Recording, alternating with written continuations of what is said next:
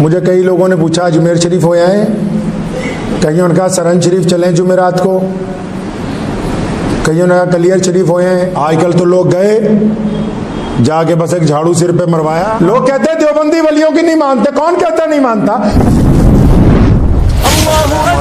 کو اس بیان کو پورا ضرور سنیں، مدرسوں میں یہ ان کے متعلق حج بیان ہے تو اس کی بیان کو لازمی سنیں۔ فضائل کے درمیان ایک بات آپ کو بتاتا چلوں کہ حج جو ہے وہ تمام صاحب نصاب مسلمان مرد عورتوں پر فرض ہے۔ اب یہ جو نصاب کا مسئلہ ہوتا ہے نا ذرا تفصیلی ہوتا ہے، لوگ اپنے اپنے قسم کے آج کل اللہ معاف فرمائے الگ الگ قسم کے مولویوں کو ڈھونڈتے پھرتے ہیں بھی کون سے والا ذرا زیادہ رعایت میں مسئلہ بتا دے۔ کئی سود کو حلال کرنے کے لیے الگ الگ مولویوں سے مسئلے پوچھتے ہیں، کوئی زکوٰۃ کو اپنے اوپر سے ٹالنے کے لیے الگ الگ مسئلے پوچھتے ہیں۔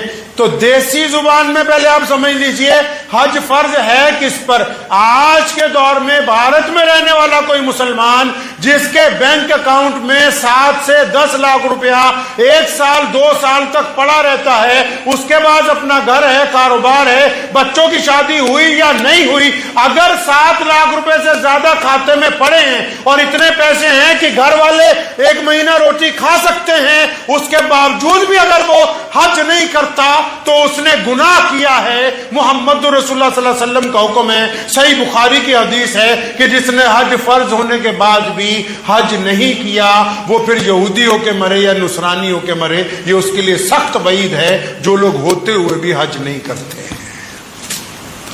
دیسی میں سمجھ لو، کہیں آپ کہو جی اتنے تولے چاندی اتنے تولے سونا ہو، وہ یہ دیسی زبان میں آپ کو سمجھا رہا ہوں کہ اگر بینک میں پیسے پڑے ہیں غیر ضروری پیسے جن کو آپ خرچ ہی نہیں کر رہے، 7 لاکھ سے زیادہ 5 لاکھ روپے حج کا سفر کے خرچہ چاہیے یا 6 لاکھ روپے چاہیے، بینک میں پیسے پڑے ہیں، گھر میں کھانا کھا رہے ہو پیسے پڑے ہیں، دکان چلا رہے ہو پیسے پڑے ہیں، گھر میں آرام سے مرغے مرغین کھا رہے ہو پیسے پڑے ہیں، شادیوں میں گھوم رہے ہو، اگر وہ پیسہ 1 سال سے دوسرے سال میں داخل ہو گیا اور آپ نے ایک بار بھی حج نہیں کیا تو پھر اب آپ گنہگار ہیں، کیونکہ آپ صاحب نصاب ہیں، آپ کے اوپر حج جو ہے وہ فرض ہو چکا ہے۔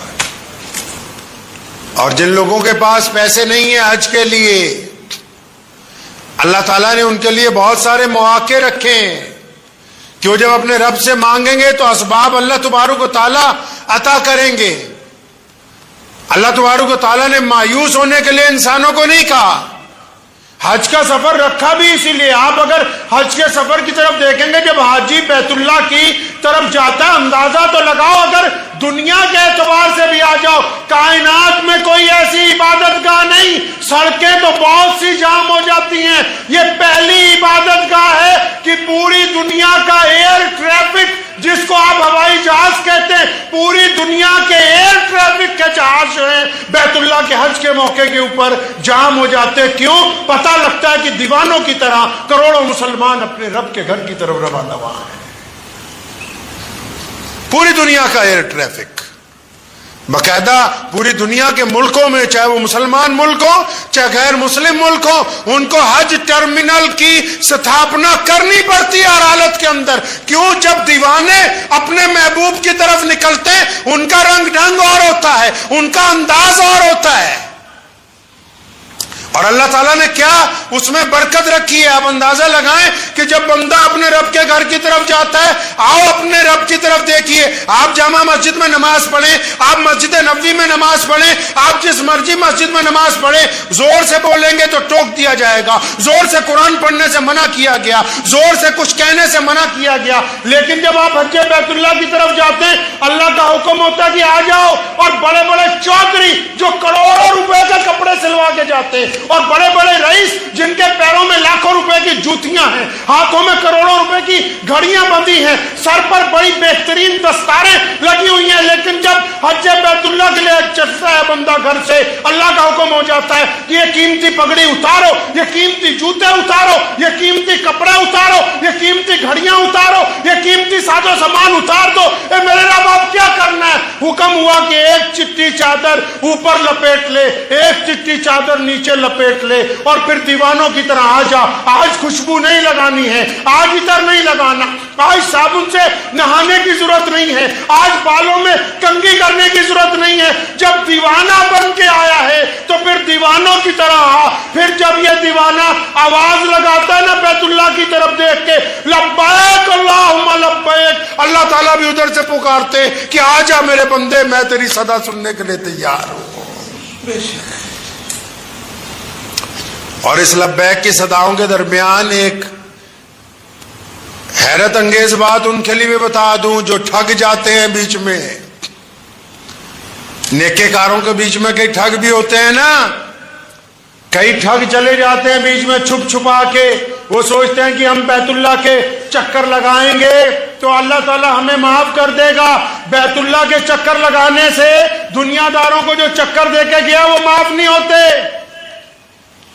حج کا جانے والا لوگوں سے معافی مانگتا ہے, لیکن معافی یہ نہیں, معافی یہ ہے کہ آپ جن کے حق مار رکھیں ان کے حق کو ادا کر کے جاؤ. جن سے ظلم کر رکھا ہے ان کے ساتھ انصاف کا معاملہ کر کے جاؤ. جن سے زیادتی کر رکھی ہے ان سے معافی مانگ کے جاؤ, تب وہاں جا کے اللہ تبارک و تعالیٰ کو تمہاری ادا پسند ہوگی. کیونکہ اللہ تعالیٰ صرف حاجی کے کپڑوں کو نہیں دیکھتے, صرف حاجی کی اداؤں کو نہیں دیکھتے, اللہ تعالیٰ حاجی کے دل کو بھی جانتے کہ آیا کس نیت کے ساتھ ہے. قصہ سنانا نہیں چاہیے لیکن میں آپ کو اپنی ہدایت کے لیے سناتا ہوں. میرے ساتھ میرے عزیز عالمگیر بھائی تھے, تو مدینہ منورہ جب پہنچے تو بہت سارے لوگ کوشش کرتے ہیں کہ حضور صلی اللہ علیہ وسلم کے روضہ مبارک کی جالیوں کو ہاتھ لگا لیں. تو ہمارے جتنے ساتھی تھے سب کا ارادہ تھا کہ چلو اگر سپاہی ادھر ادھر ہوں جالیوں کو ہاتھ لگا لیں. تو مجھے پوچھنے لگے کہ عثمان بھائی ان جالیوں کو ہاتھ لگائیں, کتنی قسمت کی بات ہے. تو میں نے انہیں کہا کہ بات تو بہت اچھی ہے کہ کاش ان جالیوں کو ہاتھ لگانے کا موقع مل جائے اور ان کو چومنے کا موقع مل جائے, لیکن کیا یہ ہاتھ اس قابل ہیں اور یہ ہونٹ اس قابل ہیں کہ یہ محمد الرسول اللہ کے روضے تک چلے جائیں؟ کیا یہ اس قابل ہے؟ کیا یہ اتنے پاک ہیں؟ کیا انہوں نے زندگی میں ان ہاتھوں سے محمد الرسول اللہ صلی اللہ علیہ وسلم کے روضے کی جالیوں کو ہاتھ تو وہ لگا سکتا ہے جس کو پوری گارنٹی ہو کہ کبھی ان ہاتھوں سے کوئی غلط کام نہیں ہوا ہے. اگر چومنا چاہتے وہ چوم سکتا ہے جس کی زبان نے کبھی جھوٹ نہ بولا ہو, جس کی زبان سے کبھی گالی ادا نہ ہوئی ہو.